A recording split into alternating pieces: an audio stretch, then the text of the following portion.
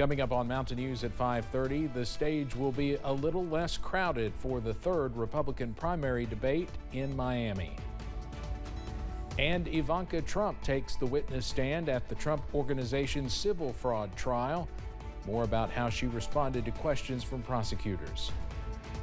Plus, we are welcoming some higher rain chances on Thursday, also Friday. Those details on the way as Mountain News at 5:30 starts now. Dedicated to Southern and Eastern Kentucky, this is WYMT Mountain News at 5:30. Good evening, I'm Steve Hensley. The stage is set for the third Republican primary debate in Florida, with 5 candidates weighing in on the issues on voters' minds, including abortion, inflation, and the ongoing wars in the Middle East and Ukraine. Former President Donald Trump, the GOP frontrunner, is holding his own event, pitting those on stage in a battle to break away from the pack and present a Trump alternative. CBS's Christian Benavidez reports from Miami.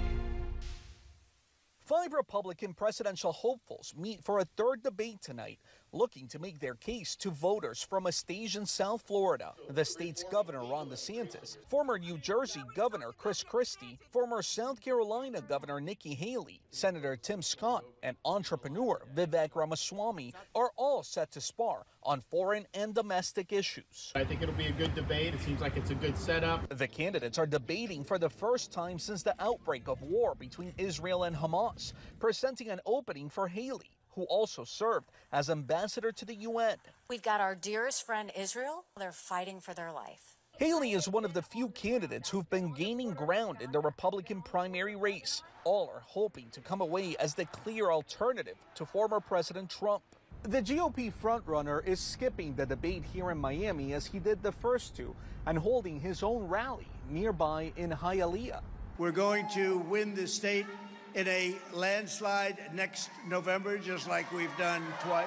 A recent CBS News poll finds Trump holding a commanding lead over his Republican rivals in the 2024 race. 61% of likely GOP primary voters have indicated they would vote for Trump today. Down to 5 people, it's going to be a little bit more useful than 7 children. Ramaswamy, the youngest candidate in the race, held a rally in Miami Tuesday, looking ahead to a smaller field facing off on the stage tonight. Christian Benavidez, CBS News, Miami. After tonight, the next Republican primary debate is scheduled to take place December 6th in Tuscaloosa, Alabama. With the primary elections early next year, Facebook parent Meta is cracking down on deep fakes used in political ads. Meta will require political advertisers worldwide to disclose any use of artificial intelligence in their ads starting in 2024. The move is designed to limit the use of deceptive deepfakes and other digitally altered and intentionally misleading content.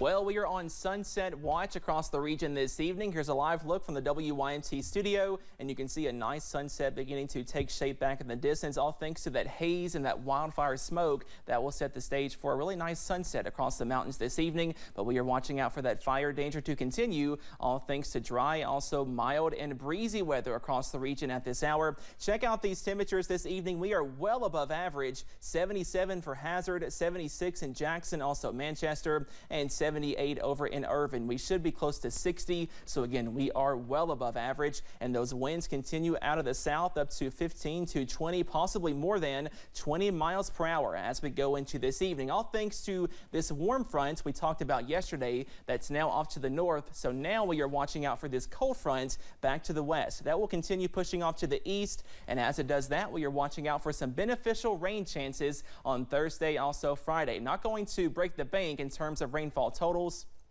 but some nice showers are on the way. Once that system passes, some more drier weather, but also some more cooler weather on the way for this weekend, also into early next week. All those details coming up in just a few minutes. Steve? Cameron, thank you. An FBI manhunt is underway in Helmetta, New Jersey. Police say Gregory Yetman is wanted in connection with the January 6, 2021 riot at the U.S. Capitol. Officers say they were trying to serve an arrest warrant on Yetman when he ran away into a wooded area. Yetman is described as a white man in his 40s wearing a red jacket and ball cap. Authorities say he could be armed. The fourth and final Trump family member took the stand today in the civil trial claiming widespread fraud in the family business. CBS's Michael George reports from Lower Manhattan about Ivanka Trump's testimony. Ivanka Trump arrived at the New York courthouse, the prosecution's final witness in the Trump Organization's civil fraud trial. How you doing, Ivanka? The former president's daughter is not a defendant, though her father and brothers are. She played a central role in managing her father's relationship with banks, but she calmly testified she had no role in his personal financial statements. Prosecutors say those statements included inflated valuations, which helped the business secure loans and insurance. You cannot hide from the truth. New York Attorney General Letitia James says Trump's daughter is trying to distance herself from the business. Miss Trump will do all that she can to try to separate herself from this corporation, but she's inextricably tied to the Trump Organization and to these properties that she helped secure financing for. On the stand, Ms. Trump said more than a dozen times she could not recall details of her loan negotiations and does not remember reviewing documents that valued the company's assets. The president and his two sons have already testified and denied any wrongdoing, each of them defiant after taking their turn on the witness stand. This is a scam, and this is a case that should have never been brought, and it's a case that now should be dismissed. And this is a big charade that's a huge waste of taxpayer money. The judge has already ruled that Donald Trump and his company committed fraud. The trial will decide the penalty and additional charges, including conspiracy and insurance fraud. Michael George, CBS News, New York.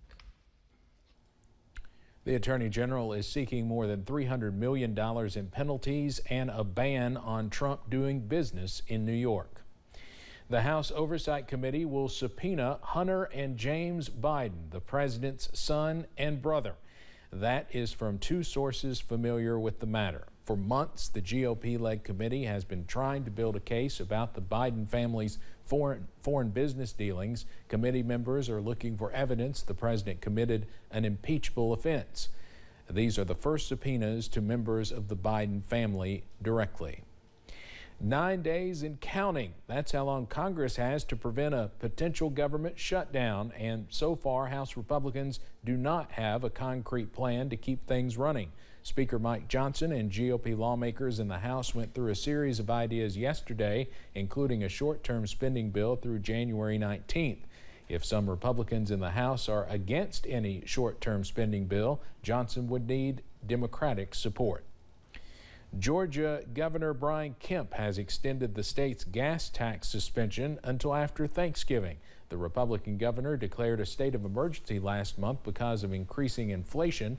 The order was set to expire later this week, but will now remain in effect until November 29th. Due to the suspension, those traveling in the Peach State are saving 31 cents per gallon on gasoline and 35 cents per gallon on diesel fuel. With President Biden's infrastructure initiative well underway, a key White House coordinator is leaving his role.